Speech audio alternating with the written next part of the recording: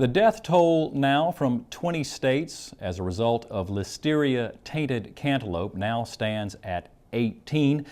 The most recent death was here last week in Baton Rouge when an elderly Baton Rouge woman ate cantaloupe allegedly from Jensen Farms in Holly, Colorado.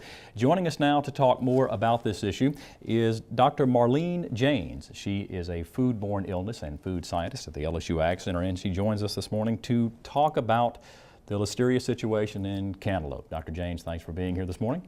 Thank you. Let's talk about this issue.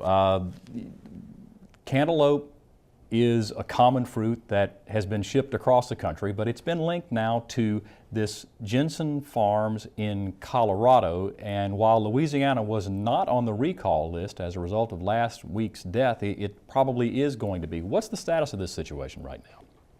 Well, right now they are finding that several states were not on the recall list, and that the company that shipped them out, the wholesale dealer, did not keep good records to monitor where they were shipped out so we could recall them. And that way people would know if they should watch out for the illness.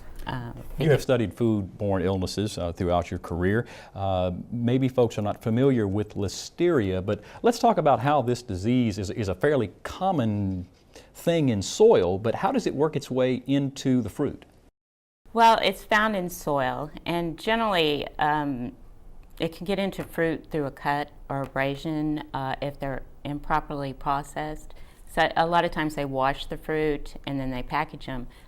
If the fruit comes in contact with dirt after being washed and it has an abrasion, or it could reside on the surface and people at home could cut it, then it can get inside the flesh and cause people to become ill. So this is essentially a cross-contamination process when the knife goes through the outside of the skin and then reaches the meat of the fruit. How do consumers, there are very few pristine pieces of fruit out there. How do you kind of know what to look for to know whether the cantaloupe you're about to eat is safe? Well, I would just make sure that there's no cuts to the flesh. Another thing that consumers need to be concerned with is Listeria, the organism that, there's several different types of Listeria. The one that we're concerned with is Listeria monocytogenes. And the thing about this organism is it can grow at refrigerator temperatures. So a lot of times, I know I do this, I cut up my cantaloupe, I'll stick it in the refrigerator and leave it for a couple of days and eat on it over several days. Well, if it's on the surface, it gets in the flesh, you put it at the refrigerator, it's going to grow up to high enough numbers to make you sick. So maybe if you wash the surface thoroughly, you can use common vinegar on the surface of the cantaloupe because it kills Listeria and other bacteria.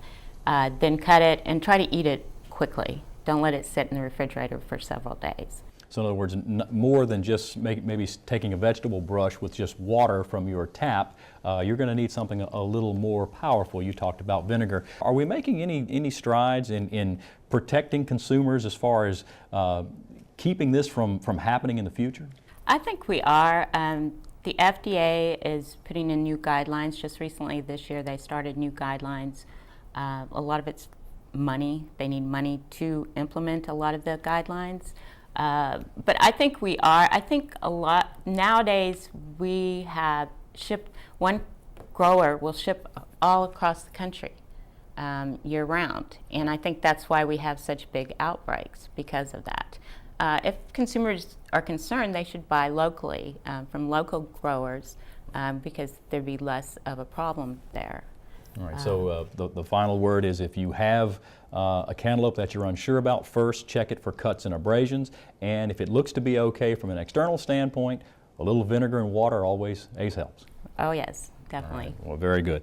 Dr. Marlene Janes, she is an foodborne illness and food pathogen specialist with the LSU AgCenter. When we come back, October is Apple Month. Kristen Oakes with her Ag Minute on how an apple a day, well, you know the rest. Stay with us.